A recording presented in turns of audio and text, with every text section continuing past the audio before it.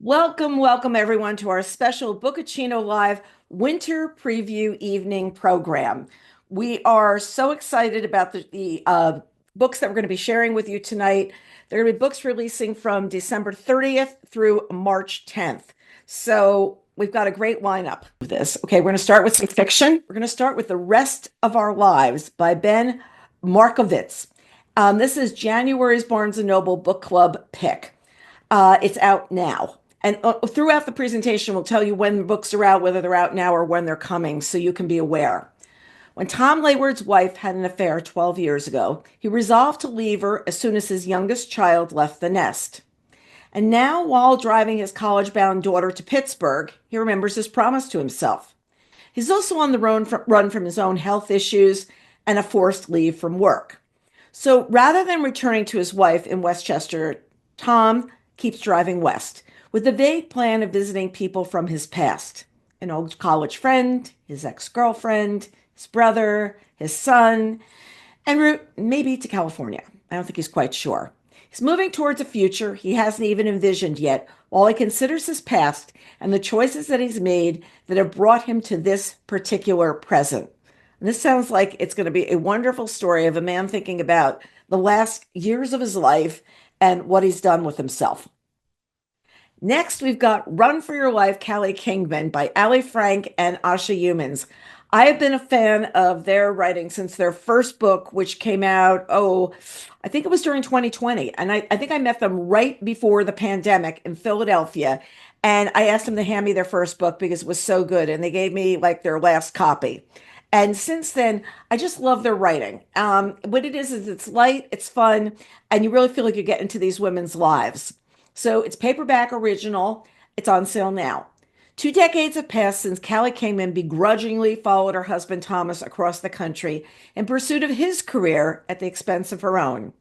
Today, Callie is an empty nester with no job prospects, a declining mother, and a spouse who announces his intention to leave her in Sacramento, which she feels is the dullest city in America. And that's pardon to anybody who lives in Sacramento down below, okay? His parting pot shot, it's not me, it's you. Oh, really nice. So taking to bed, Callie relies on delivery for food, her neighbors for booze, and her college best friend for commiseration. But when an overdue annual exam leads to a health scare, Callie is forced to contend with her fractured and unfulfilled life by revisiting the vibrant, indomitable woman she used to be. And what she does is she starts a running club. And it is just so much fun to see what happened with her life, and how the way she's able to move forward and backwards at the same time. Just a really fun book. I read it like as I was supposed to be doing wrapping Christmas presents. Yeah, that time. Next, we've got Crux from Gabriel Talon. And you're probably going to remember him as the New York Times bestselling author of My Absolute Darling. And actually, I believe that was his debut book. And I interviewed him for that when Book Expo was a thing, as one of the buzz books there. So here's what we've got. Dan and Tama are two teenagers in their last year of high school in the southern Mojave Desert. One is a gifted golden child, and the other is a mouthy burnout. Climbing boulders in trash-strewn parking lots during cold desert nights, they seal their unique bond and dream of a life of adventure. As the year progresses and adult reality looms, they are rocked by change and pulled apart by irreconcilable obligations. Differences of class, talent, and prospects take on new importance, options dwindle, and their decisions grow ever more consequential and perilous.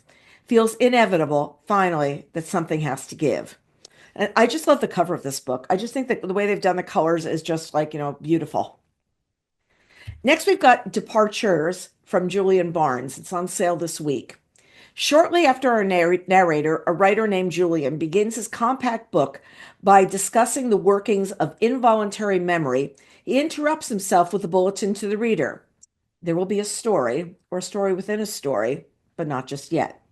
Of course, whether Departures is mostly fiction or not, there's a lot of its author in it, including Julian Barnes' reckoning with the blood disorder that he's been living with since he was diagnosed in 2020, his long preoccupation with dying and grief, and his mordant sense of the indignities and lost opportunities we're prey to in love. The story promises to deliver is a love story, that of two friends he met at university in the 1960s, that time of touted but rarely experienced sexual freedom. So there we've got Departures, and he is the Man Booker Prize winner of the sense of an ending. Next, we've got Evelyn Transit by David Guterson. Tom Donadio and I had the pleasure of meeting David and hear him talking about this book at a luncheon a couple of months ago. And when you see something that says book group speed dating title in the bottom left of the page, a group of publishers came together and did an event with us in November. And we are flagging the titles that they said that they thought would be great for book groups. So if you see that at the bottom, that's why it's there. So radically open-minded, formidably strong, and unusually clear-eyed about herself and others, Evelyn Bernards has always been a misfit. She's usually easily bored, unsuited to life at school, asks odd questions about faith and time, and sees through conventions that others take for granted. Seeking to be true to herself, she hitchhikes across America West, taking odd jobs. In distant Tibet, another life unfolds as remote from Evelyn's can be. The life of a boy named Tszering, raised as a Buddhist monk in the mountains of Tibet, who eventually becomes a High Lama. Yet their lives are strangely linked, as Evelyn discovers when a trio of Buddhist lamas show up at her door to announce that her 5-year-old son Cliff is a seventh reincarnation of the illustrious Norbu Rinpoche, recently deceased. And this visit sets off a family crisis and a media firestorm over Cliff's future. So there we've got Evelyn in Transit. You know David from his best-selling book, Snow Falling on Cedars. I say that because every once in a while, everybody's like, I know that name. How do I know it? There you go. Next, we've got Room 706 by Ellie Levinson. It's also on sale this week. I have started reading this book. I keep getting pulled away for other projects, but it is really interesting. Kate's children and husband are her whole world. Since marrying young, she's dedicated her life to making her little family grow. But in the last few years, she's carved out something just for herself, hours stolen away with another man. After one midday tryst with her lover, Kate's double life is thrown into chaos when she turns on the TV to find their hotel has been overtaken by an unnamed dangerous group. As her life hangs in the balance, she's faced with, as author Hazel Hayes says, a gripping exploration of the murky gray area of marriage, relationships, and womanhood. And I'm at the part in the book where they realize these terrorists are out there and they hear commotion outside the hotel and they somehow turn on the TV to see what's going on. And oh my gosh, this is our hotel. Her husband is texting, he knows she's downtown. Are you anywhere near there? And she is worried about how she's going to pick the children up at school or how he's going to go get them and how she's going to somehow tell him or not that she is in this hotel. So talk about a tangled web you weave. She's in it. Next, we've got Vigil coming from George Saunders. And I think this is one of the most highly anticipated books that we've been hearing people talking about. You know him, the Booker Prize winning author of Lincoln and the Bardo. Okay, it's January 27th is when it's coming. Not for the first time, Jill Dahl Blaine finds herself hurtling towards Earth, reconstituting as she falls right down to her favorite black pumps. She plummets towards her newest charge, yet another soul she must usher into the afterlife, and she lands headfirst in the circular drive of his ornate mansion. She has performed this sacred duty 343 times since her own death. Her charges, as a rule, have been greatly comforted in their final moments. But this charge, she soon discovers, isn't like the others. The powerful K.J. Boone will not be consoled because he has nothing to regret. He's lived a big, bold life, and the world is better for it, isn't it? Crowds of people and animals arrive, clamoring for a reckoning. Birds swarm the dying man's room. A black calf grazes on the love seat. A man from a distant drought-ravaged village materializes, and two oil business cronies from decades past show up with chilling plans for Boone's post-death future. So there you've got an awful lot going on for this man and what is really happening with him. Next, we've got Family Drama by Rebecca Fallon. I'm listening to this right now on audio, and it's a really interesting story. I haven't heard anything like this. In 1897, two befuddled 7-year-olds watch their mother's body is tipped overboard a crumbling boat, a Viking funeral, followed by a raucous wake, a send-off fit for a soap opera star, Susan Bliss. Now, 15 years earlier, Susan is a beautiful young woman who is passionate about her art, and it's impossible not to fall in love with her, and so Alcott, a practical professor, does, hopelessly. This leads to an unconventional arrangement that takes Susan back and forth between her life in New England as a wife and mother and the bright lights of Los Angeles, where she becomes the beloved star of a daytime soap. In the present, Susan's twins grow up in the shadow of her all consuming absence. Sebastian, a sensitive artist, cleaves to her memory. Viola, resentful of Susan's torn allegiances, distances herself from the memories of her. But when Viola runs into her mother's old co-star, Orson Gray, now a renowned Hollywood star, she finds herself falling deeply in love with him and begins to put together the pieces of a mother that she didn't really ever know. And it's really interesting, we're in this book and they're like, my mother was in a soap opera. Can I watch like films of it? And the father's no, because he doesn't want to talk about anything that happened during that time in her life. So I think it's going to be very interesting to see how it explodes from here. Next, we've got A Better Life by Lionel Shriver coming on February 10th. Glory Bonaventura is a divorced mother of three living with her 26-year-old son Nico in a sprawling house in Brooklyn. She decides to participate in a new city program that would pay her to take in a migrant as a boarder. Glory is thrilled when sweet, kind, helpful Martine arrives, but Nico is skeptical. A classic live-at-home Gen Zer with no real interest in adulthood, Nico resents any interruption of his hovercraft repose. As the months go on, Martine endears herself to both Nico's sisters while finding her way into Gloria's heart and even briefly into Nico's. But as Martine disturbingly doggedly compatriots begin to show up, Nico conceives a dark twin hostile to both his mother's altruism and the migrant crisis in general, and turns out to be anything but a reliable narrator himself. So there we've got A Better Life. Next, we've got It's Not About Us by Allegra Goodman. When their beloved sister passes away, Sylvia and Helen Rubinstein are unmoored. A misunderstanding about apple cake turns into a decade of stubborn silence. Busy with their own lives, divorces, dating, career setbacks, college applications, bat mitzvahs, and ballet recitals, their children do not want to get involved. As for their grandchildren, impossible. This Is Not About Us is a story of growing up and growing old, the weight of parental expectations, and the complex connection between sisters. She's the best-selling author of Isola. This is definitely a book group speed dating book. I have a great apple cake recipe in case anybody needs one. Just saying. Next, we've got Where the Wildflowers Go by Tara Shelton Harris. You know her of A Summer in Savannah. This is coming out in both hardcover and paperback original on February 17th. Lee is the last of the Wilds. She knows this because she watched them all die. Grief never truly fades, and even as a tragedy haunts her, Leah carries on. So when the transport bus taking her to prison careens off the road, killing everybody on board except her, she does what's in her nature. She survives. While searching for a place to hide, she stumbles upon an unexpected sanctuary, a flower farm in rural Alabama tucked away from the world. What Lee doesn't expect is the found family there who have built something from the wreckage of their own lives.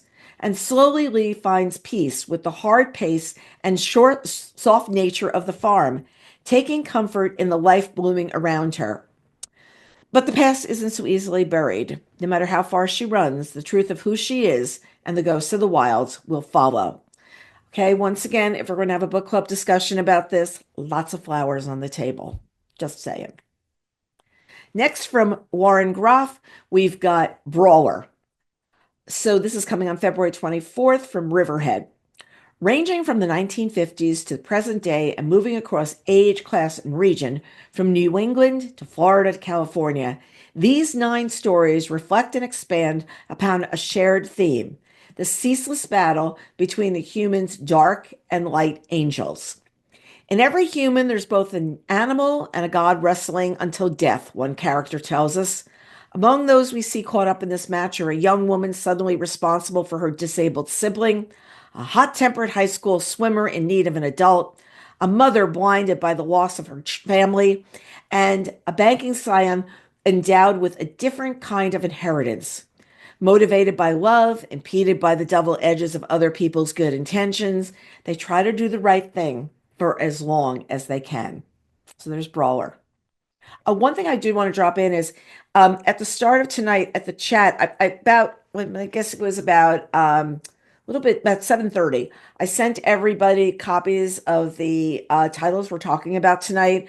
If you don't have that, the link at the very beginning is where they appear on our website. So I just should have let you know that when we started, but we bolted right in. Next, we've got Kin from Tayari Jones. It's been a while since there's been a book from Tayari. She's the best-selling author of An American Marriage. She actually did a very long, I think it was a 6 or 7 part piece on Facebook about why it took her so long to do this book. But she's back with us on February 24th. Vernis and Annie, two motherless daughters raised in Honeysuckle, Louisiana, have been best friends and neighbors since their early childhood, but they are fated to live starkly different lives. Raised by a fierce aunt determined to give her a stable home in the wake of her mother's death, Vernice leaves Honeysuckle at 18 for Spelman College, where she joins a sisterhood of powerfully connected Black women and discovers a world of affluence, manners, aspiration, and inequality. Annie, abandoned by her mother as a child and fixated on the idea of finding her and filling the bottomless hole left by her absence, sets off on a journey that will take her into a world of peril and adversity, as well as love and adventure, culminating in a battle for her life. So there we've got Kin. An interesting little anecdote about American Marriage. This was out a long time ago. There was a luncheon for her for Tayari, and it was her first ever author lunch, and she was so excited that she was sitting at a table having an author lunch about her. So I remember that moment. Next, we've got More Than Enough by Anna Quinlan, also coming on February 24th. High school English teacher Polly Goodman can talk about everything and anything with the women in her book club, which is why they become her closest friends, and along with her veterinarian husband, the bedrock of her life. Her students, her fraught relationship with her mother, her struggles with IVF, Polly's book club friends have heard about it all. But when they give Polly an ancestry test as a joke, the results match her with a stranger. It's clear to Polly that this match is a mistake, but she still cannot help but comb through her family history for answers. And then, when it seems that the book club circle of 4 will become 3, Polly learns how friendships can change your life in the most profound ways. I belong to a book club. We call ourselves the best book club. We talk about books, we talk about life. It's all in the hive, nothing leaves there, and it's a great group. And we always say we have the best book club. Just saying. Next, we've got Life Like Effect by Cynthia Dupree Sweeney, which is coming on March 3rd. She's the best-selling author of The Nest. It's 1977, and an air of restlessness has settled on the residents of Cambridge Road in Rochester, New York, a place long fueled by the booming fortunes of Kodak and Xerox, and for some, the Moors of the Catholic Church. When Nina Larkin is given a copy of The Joy of Sex by her newly divorced friend, she can no longer dismiss the nearly non-existent intimacy of her marriage. Just as her oldest child, Clara, is falling in love for the first time, Nina finds herself longing for the forbidden, a midlife awakening. An intoxicating fling with a prominent neighbor brings Nina a freedom that she never thought possible, but also risks the reputation of both families and unravels Clara's world.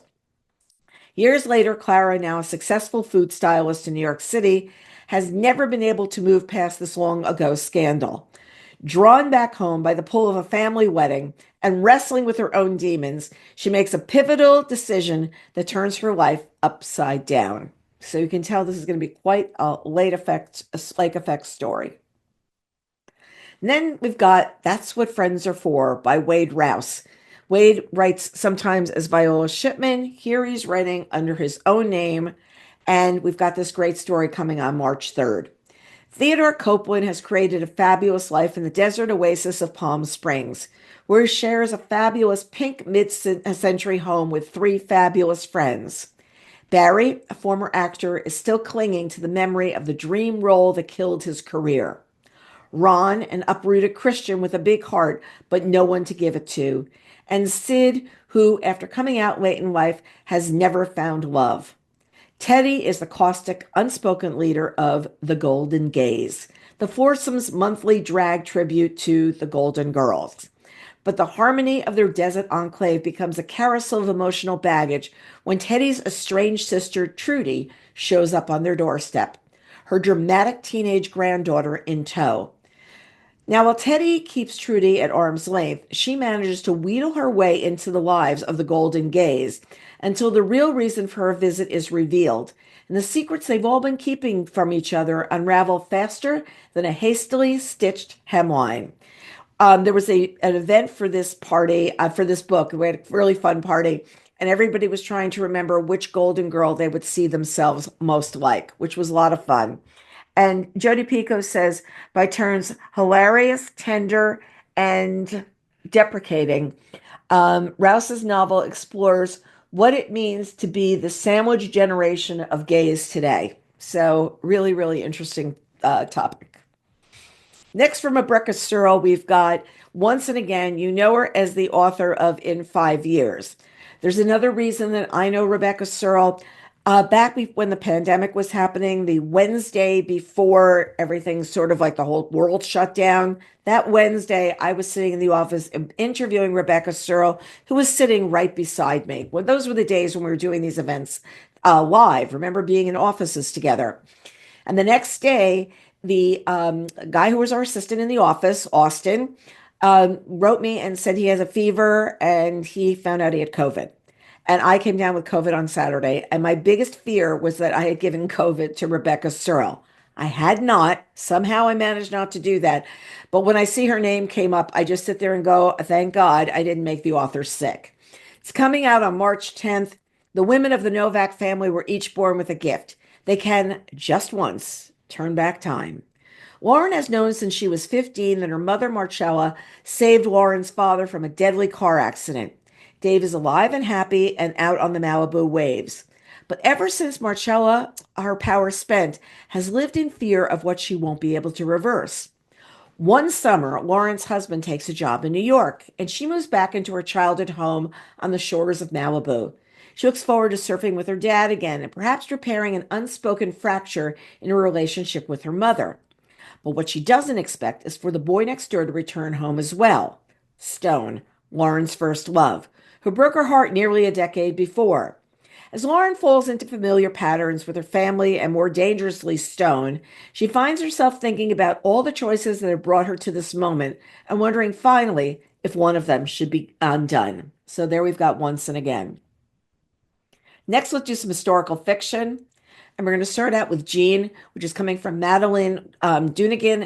Actually, it's on sale now. 17-year-old Jean, a troubled Jewish boy caught in the counterculture swirl of 1970s London, arrives at Compton Manor, a rural alternative boarding school for boys with problems. Dyslexic, antisocial, and prone to violent outbursts, Jean has never made friends easily, and school has never been a place for safety or enjoyment. But all of a sudden, he's befriended by Tom, confident, charming, buoyed by years of good breeding and privilege. And it seems that Jean's world might change. When things turn romantic, Jean is tipped into a heady, overwhelming infatuation. Now he skips class to venture into the woods or sneaks across moonlit fields to see Tom, wondering if the relationship might offer a way out of life marked by alienation. But what if the only true path to freedom is to disappear altogether? So there we've got Jean. Next, we've got Meet the Newmans, which has just absolutely the coolest cover. Really fun blowing that bubble, okay? It's from Flatiron Books. It's out now. She is a New York Times bestselling author, and I'm trying to remember what her last book was. For 2 decades, Dell and Dinah Newman and their sons, Guy and Shep, have ruled television as America's favorite family. Millions of viewers tune in every week to watch them play flawless black and white versions of themselves. But now it's 1964, and the Newmans' idealized apple pie perfection suddenly feels woefully out of touch. Ratings are in a free fall, as are the Newmans themselves. Dale is keeping an explosive secret from his wife, and Dinah is slowly going numb, literally. Steady, stable Guy is hiding the truth about his love life, and the charmed rock and roll idol Shep may finally run out. Charmed Luck, I'm sorry, Charmed Luck. When Dell is in a mysterious car accident, Dinah hires Juliet Dunn, an outspoken, impassioned young reporter, to help her write the final episode. But Dinah and Juliet have wildly different perspectives about what it means to be a woman and a family in 1964. Can the Newmans hold it together to change television history, or will they be canceled before they ever have a chance? My gosh, I didn't know that word canceled came up quite the same way back in 1964. And this makes me remember there was a show about this family. I can't remember their name. It was, and the whole family was doing like live. It was sort of like the Kardashians back then of what their lives were like. It was Lance was one of the people. I can't remember the rest. Maybe somebody in the chat is going to remember. But I remember watching that show as a kid and being inside the world of that family. Next, we've got Skylark by Paula McLean. You know her as the international New York Times bestselling author of The Paris Wife. This is January's Good Morning America Book Club pick. I interviewed her yesterday. It's an interview that I believe is going up next week. And she was wonderful at explaining the story, talking about the story and talking about the research that she did. So I highly recommend if you're going to read it, we give nothing away. And so if you're thinking about it, think about watching the interview in advance or after you read the book. It's going to chronicle two parallel journeys, they do not come together, of defiance and rescue that connect in ways that are surprising and deeply moving. In 1664, Alouette Voland is the daughter of a master dyer of the famed Gobelin tapestry works, who secretly dreams of escaping her circumstances and creating her own masterpiece. When her father is unjustly imprisoned, Alouette's efforts to save him lead to her own confinement in the notorious Saltepierre Asylum, where thousands of women are held captive and cruelly treated. But within its grim walls, she discovers a small group of brave allies and the possibility of a life bigger than she ever imagined. In 1939, Christophe Larson is a medical student beginning his psychiatric residency in Paris, whose neighbors on the Rue des Bronzes are a Jewish family who have fled Poland. When the Nazi forces descend on the city, Christophe becomes their only hope for survival, even as his work as a doctor is jeopardized. What is really interesting is the tunnels that are under Paris are the tunnels that Alouette goes through in 1664, and Christophe helps a young woman from the family go underneath and escape with people as well.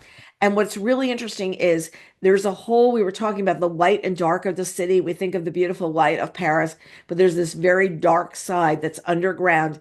And these tunnels have been used for years for moving people around. And it was actually found that there was a Nazi encampment under there during World War II just to try to keep people from using the tunnels to escape. So something that it's not taking a lot of someone's taking place above ground, a lot below ground, and the stories really the parallel between them is they're both taking place in that same underground tunnel area. Okay, next we've got When We Were Brilliant by Lynn Cohen. It's also out this week. In 1952, Norma Jean Baker follows documentary photographer Eve Arnold into a powder room on the night they first meet. She has a proposition for her. Norma Jean created Marilyn Monroe to be photographed, and she wants Eve to do it. Eve is better than anyone she's seen at revealing a person's inner truth.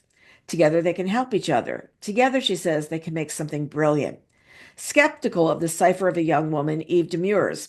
She's looking for more serious subjects than this ambitious starlet, but she keeps getting drawn back into Marilyn's orbit, and the women come to recognize something in each other, something fundamental. Nothing will get in the way of what they want, and when Marilyn's star takes off to teetering heights, neither will ever be the same. And she was the best-selling author of The Woman with a Cure. Next, we've got Keeper of Lost Children by Sadika Johnson. And this has got a lot of little things down on the bottom of it, and I can explain what each of those are.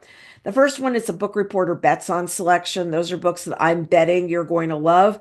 I'm interviewing her tomorrow, and this was a Book Reporter, a book group speed dating title.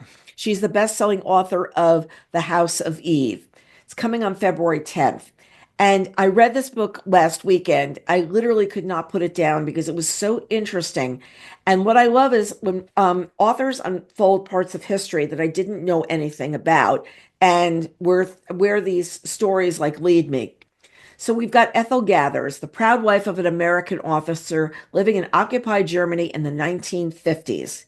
She's discovering a local orphanage filled with the abandoned mixed race children of German women and Black American GIs, and she feels compelled to help find these children homes.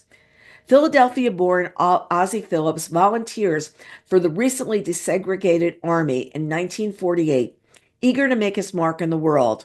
And while serving in Mannheim, Germany, he meets a local woman, Jelka, and the two embark on a relationship that will impact their lives forever. In 1965, Sophia Clark is given an opportunity to attend a prestigious all-white boarding school and escape her heartless parents.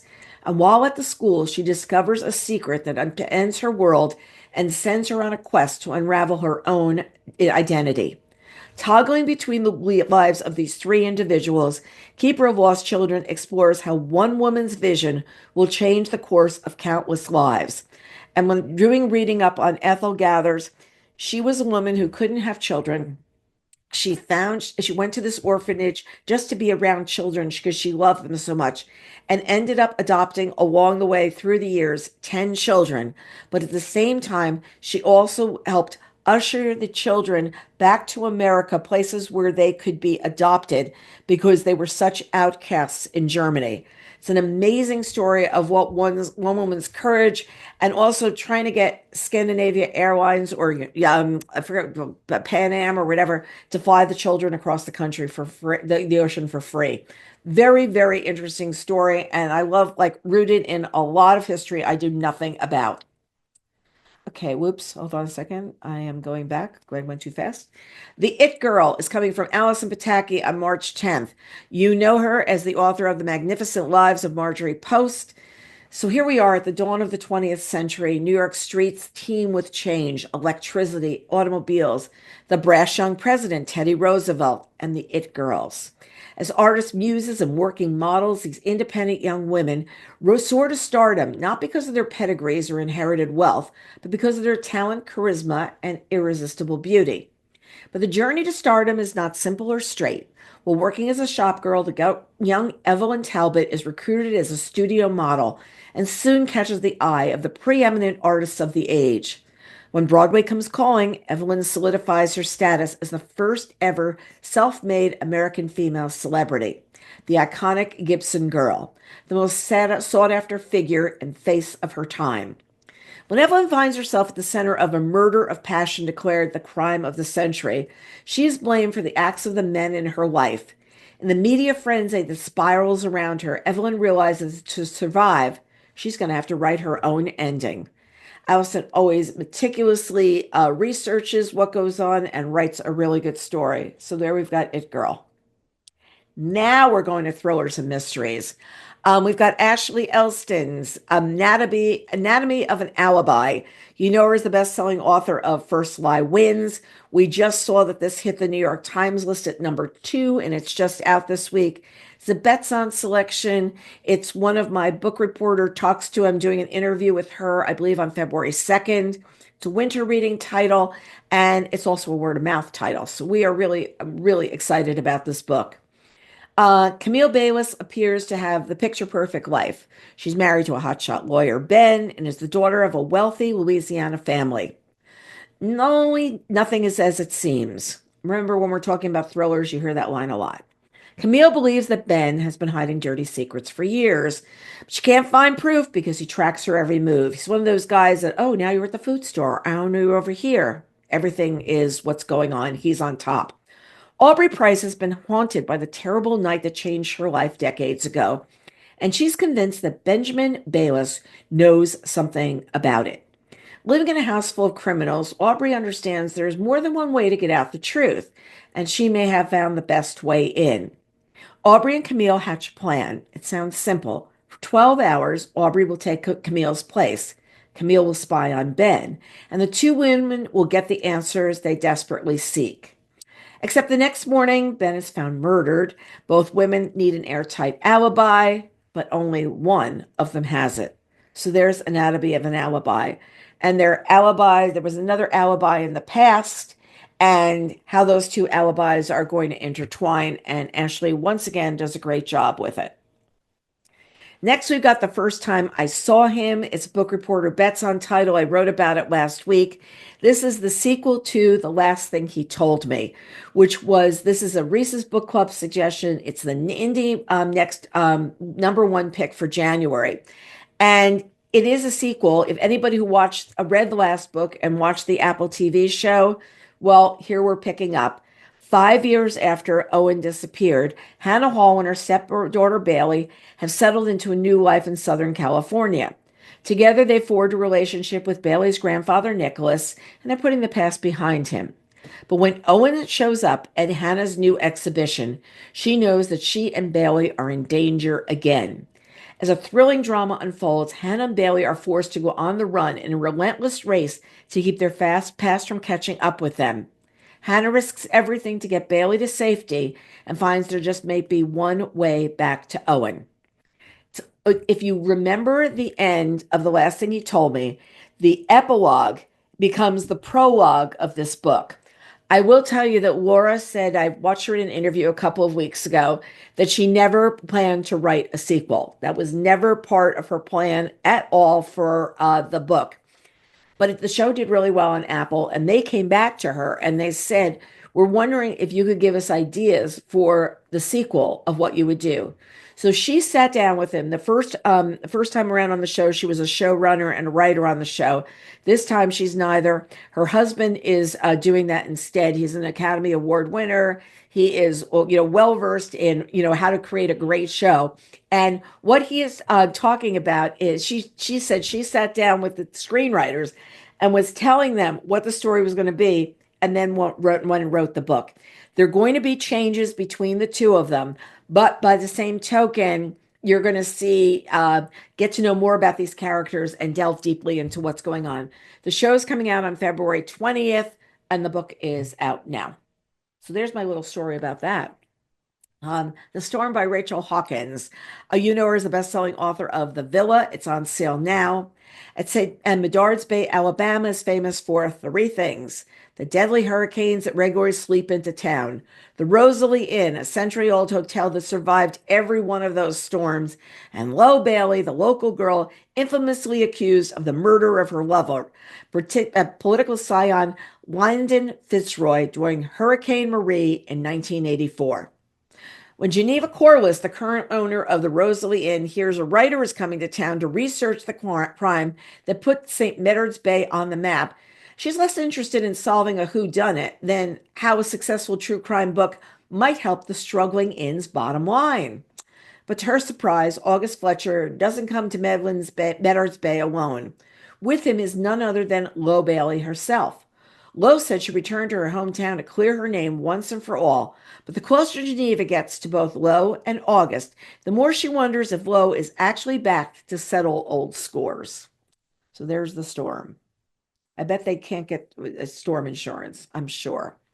Okay, next we've got The Viper from Brad Meltzer. I believe we have reviewed every one of Brad Meltzer's books that he's done since he started writing 29 years ago. We will be 30 in August, and he always talks to me about how we were the people that reviewed his books way back at the beginning. So here we've got Andrew Feischmeyer as a master at hiding. He spent decades concealing a secret that could get him killed. So when he's diagnosed with a terminal disease, he heads for the local funeral home, carrying the blue suit he eventually wants to be buried in. But no one knows that Feischmeister secretly tucks something inside, turning the suit into a final untraceable hiding place. It's the perfect plan until Fetch is brutally murdered by a mysterious killer who will stop at nothing to find the priceless object hidden in the suit. Wasting no time, the cunning but unconventional Roddy Lapointe opens an investigation into Fetch's murder, recruiting the help from his friend, the brilliant Zig Zagorowski. It doesn't take long for Zig to discover the real reason Roddy cares so much about this case. Fetch's death is tied to Roddy's mother, who was murdered decades earlier.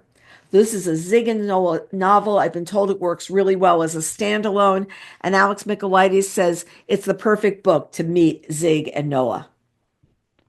Next, we've got Woman Down from Colleen Hoover, which is out this week in both hardcover and paperback original. Viral backlash over her last film adaptation forced Petra Rose to take a hiatus, resulting in missed deadlines and an overdue mortgage. Branded a fraud and fame-hungry opportunist, she learns the hard way what happens when the internet turns on you, and she's been uninspired to write ever since. Now, with her next suspense novel outlined and savings nearly gone, she retreats to a secluded lakeside cabin, hoping to find inspiration. And then he shows up. Detective Nathaniel Saint arrives with disturbing news, his presence igniting a creativity in her that she thought was long since burned out. Petra's words return in a rush, and her fictional cop character begins to mirror the very cop that's become her muse. But when Saint starts taking his role in her career a little too seriously, she's forced to confront the chaos that she's created. Next, we've got All the Little Houses by May Cobb. She is the best-selling author of The Hunting Wives. I don't know how many of you watched the show, which is like really crazy, that was on Netflix. Well, here we're back to this tiny town in the 1980s, tiny town of Longview, Texas. Nellie Anderson, the beautiful daughter of the Anderson family dynasty, has burst onto the scene. She always gets what she wants. What she can't get for herself, well, that's what her mother is for. Because Charlotte Anderson, blonde, beautiful, and ruthlessly cunning, remembers all too well having to claw her way to the top. When she was coming of age on the poor side of East Texas, she was a loser and an outcast, humiliated and shunned by the in crowd, whose approval she so desperately thirsted for. When a Prairie Kiss family moves to town, all trad wife, woodworking dad, wholesome daughter vibes, Charlotte's entire self-made social empire threatens to crumble. Who is going to be left standing when the dust settles? So there we've got All the Little Houses. Okay, next we've got Alice Feeney, My Husband's Wife. This is a Book Reporter Bets on Selection. It's out this week. Also on Netflix right now, her series His and Hers is running. It's a number of episodes. Those who read the book will remember how everything twists and turns right to the very end. She's doing the same thing right here. Eden Fox, an artist on the brink of her big break, sets off for a run before her first exhibition. When she returns to the home she recently moved into, which is called Spyglass, an enchanting old house in Hope Falls, nothing is as it should be. Her key doesn't fit. A woman eerily similar to her answers the door, and her husband insists that the stranger is his wife. One house, one husband, two women, someone's lying. 6 months earlier, a reclusive Londoner called Bertie, reeling from a life-changing diagnosis, inherits Spyglass. But this unexpected gift from a long-lost grandmother brings her to the pretty seaside village of Hope Falls. Then Bertie stumbles upon a shadowy London clinic that claims to be able to predict a person's date of death, including her own. Secrets start to unravel, and as the line between truth and lies blurs, Bertie feels compelled to right some wrongs. This flips and churns right up until the last chapter. You're going to go, oh no, really? And it's not one of those things where they do it in such a way that it doesn't sound real. This is all feeling pretty real. Chris Whitaker said it's clever and twisty, and I loved it. And Claire Leslie Hall says it's phenomenal. I was completely hooked, and I would agree. I was just like turning the pages on this one. From Don Winslow, we've got The Final Score coming on January 27th. It's a collection of six all-new short stories from Winslow. So first, here's one. There's a multi-million-dollar casino heist is impossible. That's what makes it irresistible to a legendary robber facing the rest of his life in prison for his final score. An ambitious, hard-working, college-bound teenager has a side job delivering illegal booze to the Sunday list until a crooked cop, a seductive customer, and a fake gun threaten to end his dreams. Two wise guys tell each other a true story over breakfast at a diner. It's all laughs until someone has to pick up the check. Three more stories that are just as twisty: The North Wing, The Lunch Break, and Collision.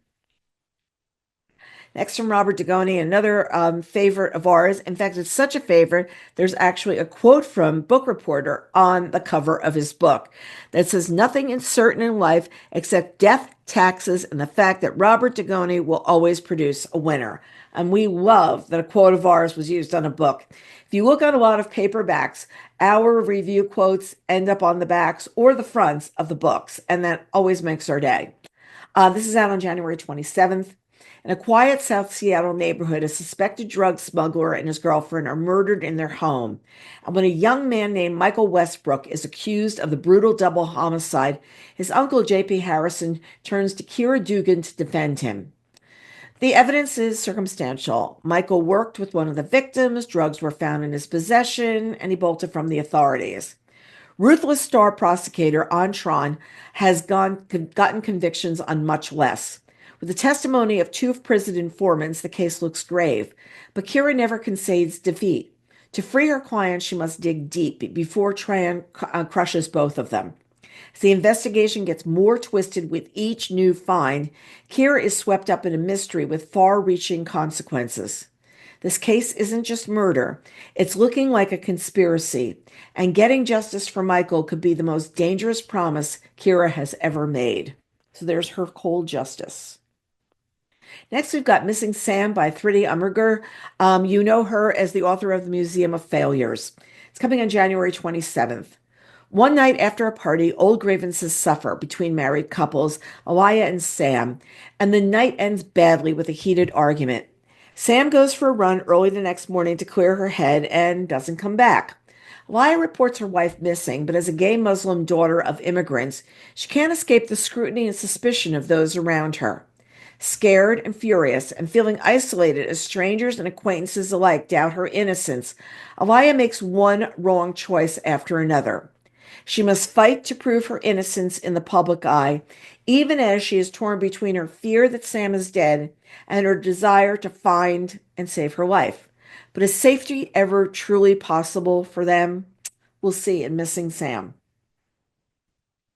Okay, Wendy Walker is here with Blade. This book's a best-selling selection. I'm going to be interviewing her, and it's one of our winter reading contests that's coming up in the next couple of weeks. It's on sale on February 1st. However, if you want to read the ebook, it is available as a Kindle First selection now. Okay, so just want you to know that. So let's give you a little bit of background on this book. When between the ages of 13 and 16, Wendy Walker left her home on the East Coast and went out to Colorado. And while she was out there, she was training to become a figure skater and one of the amateur figure skaters. And she's an Olympic star in the making, da da da da. She's out there. And when she's 16, she realizes she's not going to make it and she comes back here. But the idea of what had happened during those years that she was out there alone, she was 13 to 16 years old. Just think about living on your own out there in a very competitive environment. It's a time where everybody's trying to make a triple axel, which is something that everybody does today with no big deal. It's like the quad something or other at this point is the big thing to do. But Wendy understands this turf. She understands this land. And what was really interesting is she's now taken up ice skating again. Like she has some pictures on her website, Wendy Walker books of her out there skating and, moving around. I don't think she's doing any triple axels, but she, is talking about what's going on. And last weekend, when they were doing the finals for who was going to be chosen for the Olympic teams, she was on watching on TV and commenting on social media about what was going on. It was a lot of fun. So here this is fiction, folks. This is fiction. This is not Wendy's life, but she put her thriller hat on and put it back there in Colorado in one of those places where we call raising skaters. So Anna Robbins was an Olympic star in the making, and tragedy forced her to leave that behind. At the age of 16, she gave up her dream and never looked back. And 14 years later, she's a successful defense attorney, revered for her work with minors. But when her former coach turns up dead, Anna lands right back where it all began and abruptly ended. The Palace, a world renowned skating facility nestled high in the mountains of Colorado. She returns to the palace to defend the young skater accused of the brutal crime, Grace Montgomery. And despite her claims of innocence, all evidence points squarely at Grace's guilt, and she's days away from facing charges of first-degree murder. But Anna's investigation dredges up childhood memories of her own, triggering the fear that permeates this place where she once lived and trained far from home as an orphan. And that's what they call the skaters that were living out there by themselves. They were the orphans. And then they're the skating moms. They're the moms of the girls who live in town, and they're not staying in the dorms out there. So it's a really interesting look at, what ends up happening when you're young in that kind of a competitive environment. And then we just layered in murder. Okay. So we'll see what happens in Blade. Really terrific. Next, we've got Imposter coming from L.J. Ross. It's coming on February 3rd. Dr. Alexander Gregory, a psychologist recovering from the collapse of a high-profile criminal profiling unit, wants nothing more than a quiet life to finally sit and think things through. But his rare ability to understand the minds of violent offenders makes him hard to ignore, especially when a small town is shaken by a brutal murder. Reluctantly pulled into the case, Gregory finds himself confronting not only a cunning predator, but the darker corners of his own mind. So there's Imposter. Next, from Mary Kubica, we've got It's Not Her. I have heard rumors that this is her best book. It was one of the titles that was talked about during speed dating. It's coming on February 3rd. Courtney Gray's tranquil family vacation is shattered when she hears a blood-curdling scream from the lakeside cottage next door. And there she finds the lifeless bodies of her brother and sister-in-law. Her teenage niece Reese, yeah, that's good, niece Reese, is nowhere to be found, while her nephew Wyatt lies asleep upstairs, unharmed. As the police descend on the quiet resort town, disturbing secrets about Courtney's family start to emerge. When she learns that the town has a secret of its own, it makes her wonder if Reese is another victim in a brutal crime or if she's the killer. As Courtney begins to unravel the terrible mystery, she realizes everyone around her has something to hide, and the closer she gets to the truth, the harder it is to see. And I heard that this one twists and turns right till the very end. Next, we've got We Were Never Friends by Kara Ruda. It's coming on February 3rd. The sorority sisters of Theta Gamma Mu, Roxy, Amelia, Jamie, Beth, and Sunny, have been summoned to Roxy's luxurious Palm Springs vacation home to celebrate the engagement of her son to Beth's daughter. But the refurbished 1920s estate is eerily reminiscent of a hotel where tragedy struck during spring break 25 years ago. Long simmering tensions and shocking secrets begin bubbling to the surface like bodies, because while the weekend was supposed to be about celebrating the future, it's not so easy to bury the past. So there we've got We Were Never Friends.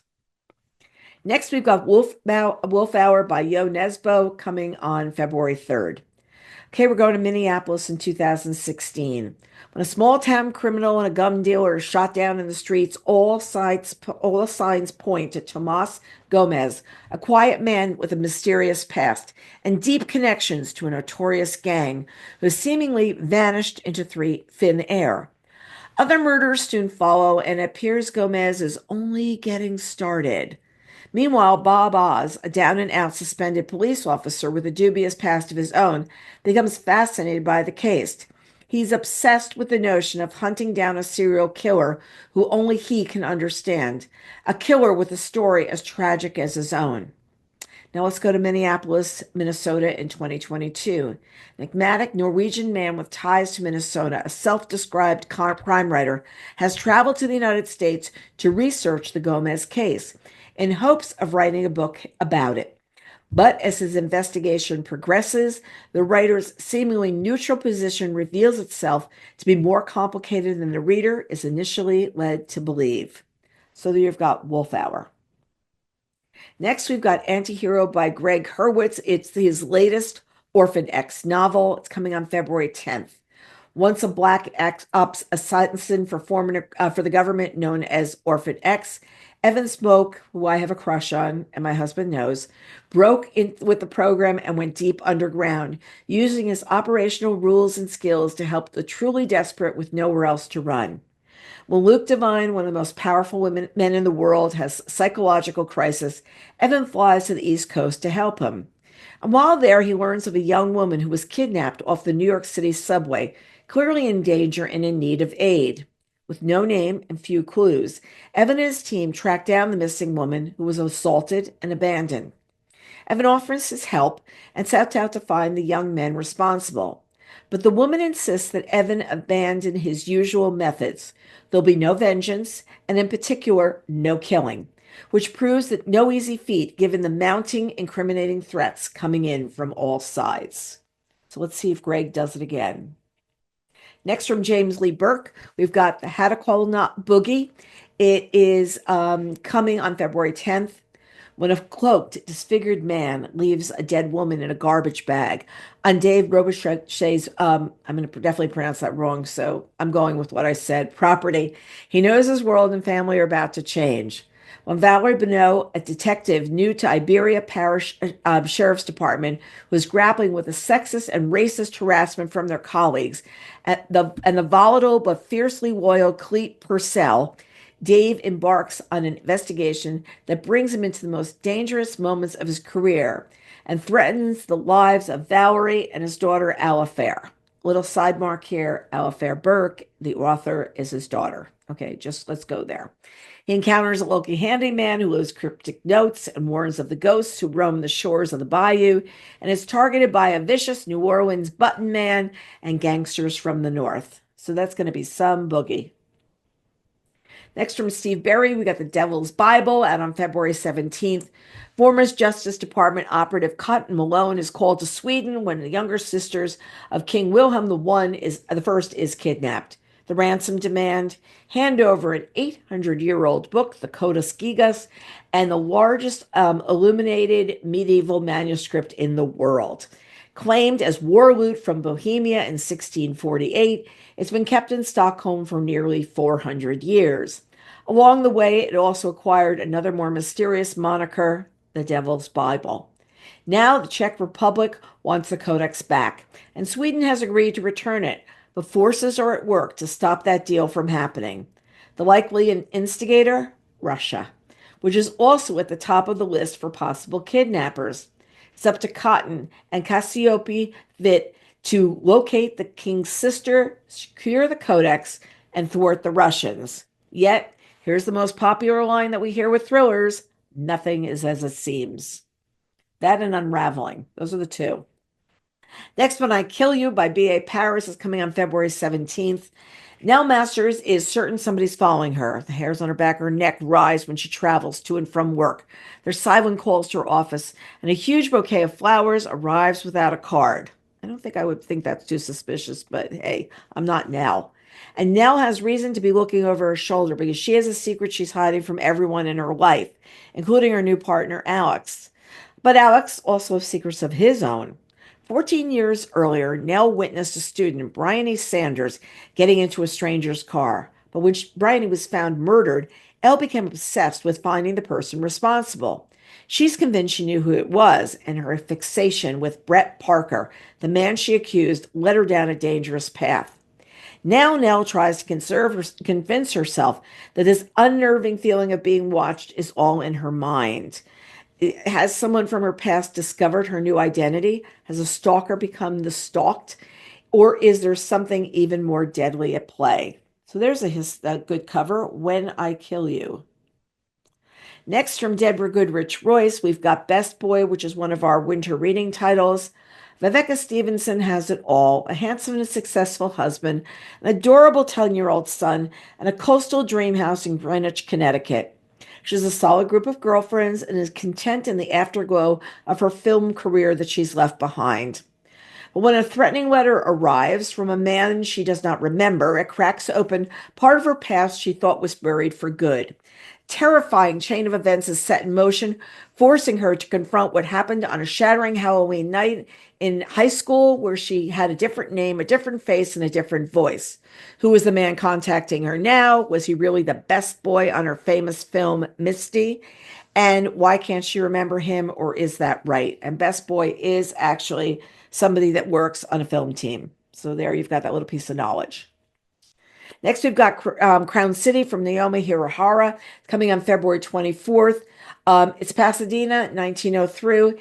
18-year-old Rue Wada staggers off the boat in from Yokohama, Japan, ready to reinvent himself after the untimely deaths of his parents. He does his best to settle into his work as an art dealer's apprentice while adjusting to his new home.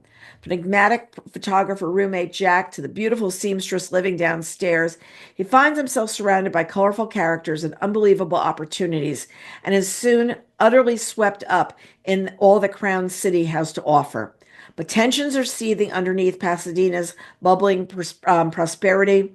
He's the victim of an anti-Japanese attack, and a painting is stolen from the studio of Akoi, Pasadena's most successful Japanese artist, who then hires Rue and Jack to investigate. It's not long before their sleuthing leads them into real danger. Naomi writes really realistically about these times in California. She's the Edgar-winning author of Clark and Division, which was one of my favorite books, Bets on Books, a couple of years ago. Next, we've got I Came Back for You by Kate White. It's coming on March 1st. 10 years after her daughter Melanie was murdered, Bree Winter is finally moving on with a new love and a new home and a new beginning. And then a deathbed convention from a convicted killer throws Bree's life into a tailspin all over again. He readily confesses to murdering 4 girls, not Melanie. First, Bree and her ex-husband don't buy a word of it, until inconsistencies about the crime emerge. So does the dreadful feeling that the monster who shattered Bree's family isn't lying? The only way she can get the truth is to power through the trauma and return to the town in upstate New York where Melanie's life came to a brutal end. Not only could the real killer still be in their midst, but as Bree begins to dig through Melanie's past, what she discovers calls into question everything she believed about the crime and about Melanie herself. And that's from Kate White. From Viola Davis and James Patterson, their 2 names you bet you never thought you'd see together, we have a book called Judge Stone coming on March 9th. The most respected citizen in Union Springs, Alabama, population 3314, is Judge Mary Stone. She holds 2 responsibilities sacred: running her family farm and presiding over her courtroom. It's there she draws the most controversial case in the history of the South. Criminally, it's open and shut. Ethically, there's no middle ground. Essentially, it's a choice between life and death. No judge can satisfy everyone. It would be dangerous to try, but Judge Stone is willing to fight to bring justice to the people and the place she loves. So there we've got this very different combination writing a book together. Next, we've got Served Him Right by Lisa Unger, which is coming on March 10th. Anna Blacksmith has gathered her closest friends and sister for a brunch to celebrate her recent breakup from her boyfriend, Paul. But when shocking news about Paul arrives, all eyes are on Anna, the angry ex with a bad reputation. Suspicions only intensify when Anna's best friend falls deathly ill after the brunch. But Anna's not the only one with a score to settle with Paul. As the investigation unfolds, rumors of a secret network that used ancient methods to obtain justice begin to emerge. Vengeance is sweet, but it can also be deadly. Anna and Vera are determined to find the truth before Anna takes the fall, and their long-buried history comes to light.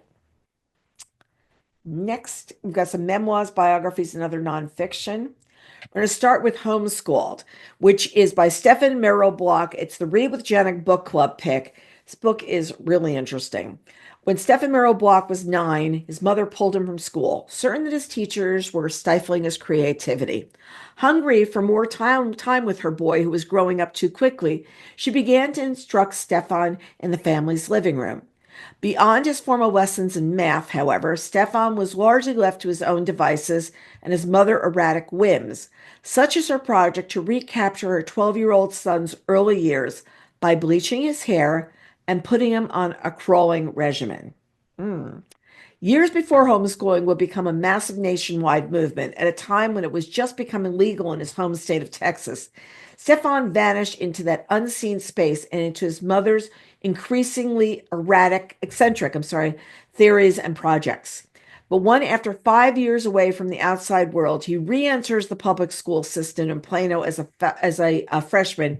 He was in for a jarring awakening. Sounds really interesting. And Mary Carr says it's a page-turning memoir and was hilarious and compassionate, furious and faithful. Next, we've got Nothing Random by Gail Feldman. This is Bennett Cerf and the publishing house that he built. Mid-century, everyone knew Bennett Cerf, the witty, beloved, middle-aged panelist on What's My Line, whom TV brought into American homes each week. But they didn't know that the handsome-driven, paradoxical young man of the 1920s had vowed to become a great publisher. And a decade later, he was. By then, he'd signed Eugene O'Neill, Gertrude Stein, and William Faulkner. And he had fought the landmark censorship case that gave Americans the freedom to read James Joyce's Ulysses. Using interviews with more than 200 individuals, deeply researched archival material, and letters from private collectors not previously available, Nothing Random brings Bennett Cerf to vibrant life, drawing book lovers into his world, finally laying open the page of a quintessential American original. This book has been in the making for at least, I want to say, 10 years. I've been hearing Gail talk about it. And recently she walked up to me at an event and she goes, I just want you to know that the book is coming out and I really need everybody to go talk about it. So I'm doing my part, Nothing Random. Really interesting in hearing about a publishing house that, came from there. Okay, next we've got Strangers by Belle Burton. I am crazy about this book, which we just got news hit #1 on the New York Times bestseller nonfiction list. We just got the news a little bit ago. This is a Bookreporter Best-On selection. My interview with Belle is going up Friday. It was one of our winter reading selections. It is one of our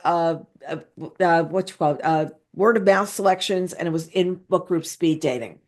So let's talk about what this is about.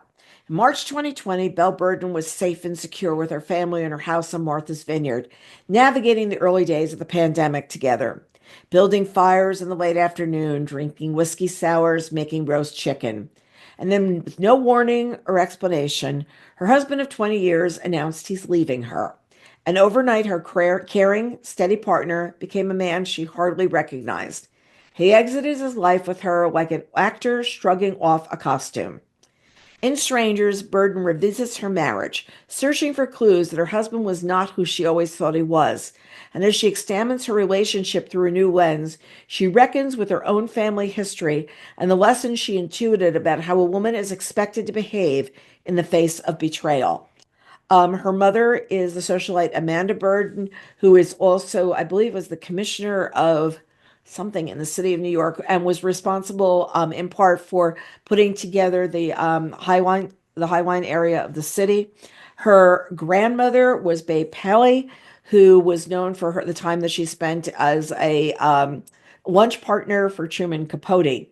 So when Belle's husband literally, she gets a call one night, and I'm not telling you anything that's out of tale. It happens very early in the book.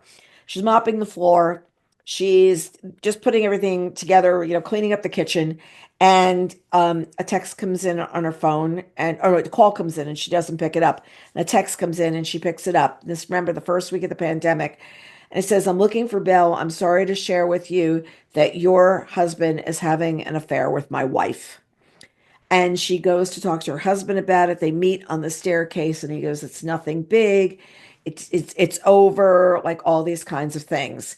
And a couple of minutes later, she picks up the phone to call the man who left her the message. And he says, I can't talk right now.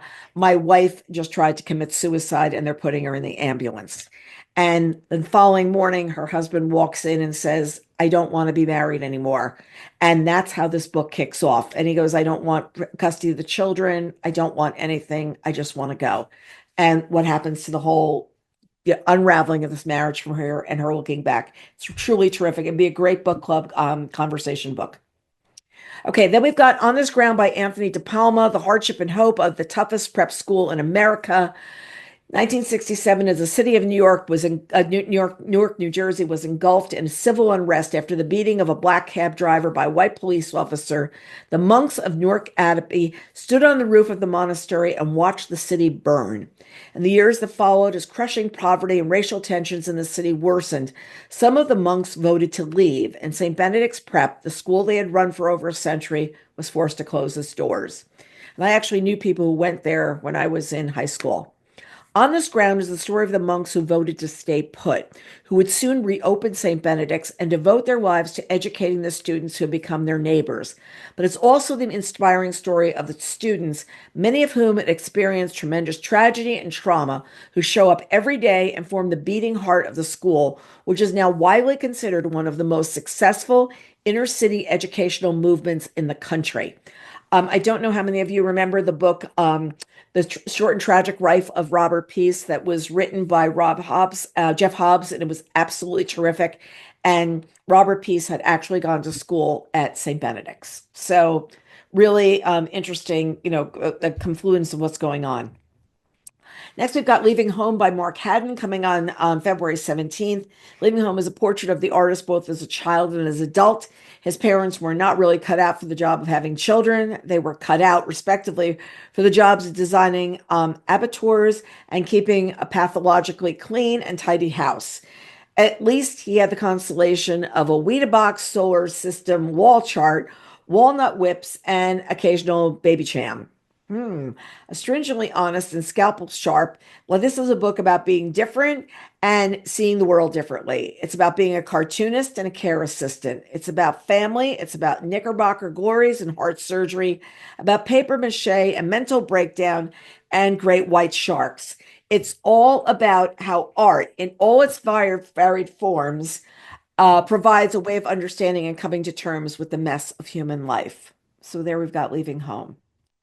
And from Shannon McKenna Schmidt, who years ago worked on staff with us and then went off to A, travel the world, and B, also become a writer. We've got You Can't Catch Us. It's Lady Bird Johnson's trailblazing 1964 campaign train and the woman who ride it with her. In a time when political candidates' wives were expected to be seen and not heard, Lady Bird Johnson made history as the first presidential spouse to take a leading role on the campaign trail. Her mission to aid her husband, Lyndon B. Johnson, in his re-election bid.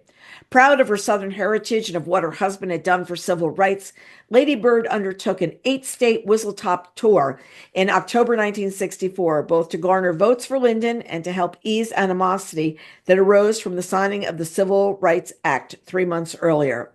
A Lady Bird special was a custom 19-car train forging headlong into the powder keg of Southern politics, traveling from Washington, D.C. to New Orleans and making 47 stops in only 4 days. Despite the political dangers, the First Lady, aided by a team of pioneering women, pressed forward, making speeches, shaking hands, and breaking ground. And from Judy Blume by Mark Oppenheimer. We've got Judy Blume. You know that name is to know and love literature.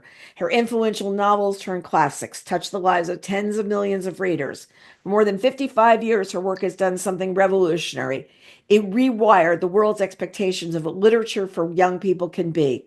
She's frank, candid, earthy, and unafraid to show the messier sides of humanity. But little is known about the real woman behind the iconic persona and the unlikely journey of her literary ascension until now. In Judy Blume, journalist, historian, and longtime Blume aficionado Mark Oppenheimer pens a beautiful multidimensional portrait of the acclaimed author through extensive interviews with Blume herself and valuable access to her papers and correspondence and thoughtful analysis of Blume's beloved novels, including early unpublished works that shed light on the path-breaking writer she would become. She also now is running one of a bookstore down in Key West. So if you ever get down there, you may get a chance to get to see her. And I believe this is our last book. It's perfect. It's Kids, Wait Till You Hear This. It's from Liza Minnelli as told to Michael Feinstein. It's coming on March 10th. Kids, Wait Till You Hear This is the autobiography of EGOT icon Liza Minnelli. This fascinating, untold story reveals the intimate truth of the only child born to Hollywood legends Vincent Minnelli and Judy Garland. For the first time, here's Liza up close. She decided at an age of 16 that sympathy is my mother's business. I give people joy. That veil of joy masks a lifelong struggle with substance abuse disorder, SUD, which she inherited from her mother's branch of the family, boundless love to give, and an equal need to receive it. Broken marriages, multiple miscarriages and hospitalizations, the highs and lows of unparalleled artistic success and lifelong friendships, as well as chronic anxiety and the threat of financial ruin. Despite every challenge, Liza's life is wrapped in laughter and her tremendous capacity to give and receive love. And today, at nearly 80, she opens her heart, mind, and memories, sharing secrets that we never knew. So this should be a lot of fun. So here are the recent Book Reporter Talks to interviews that I've done. It's such fun talking to Rebecca Armitage about the heir apparent. She lives in Tasmania, which is south of Australia. So we had a coordinated time that worked for both of us. We had a fabulous conversation. We've got Vicki Nguyen, who is actually an NBC correspondent and talks about Boat Baby, her memoir of coming over from Vietnam when she believes she left when she was 8 or 10 months old. And we've got Bristol Carlton talking about Last Call at the Savoy, her historical fiction that is set at Savoy, where we get to know lots of cocktails. And we also get to know a woman bartender there who invented a drink called the Hanky Panky. There are lots more of these to come. I've been recording actually a couple a week right now, and we're spacing them out so they'll be out either 1 or 2 times a week as the upcoming weeks come down. Also, we've got our winter reading contests. They're happening every Tuesday. They're up for 24 hours. They start at noon, usually on a Tuesday. So next week we've got a meeting. We may juggle that around a little, just so you know.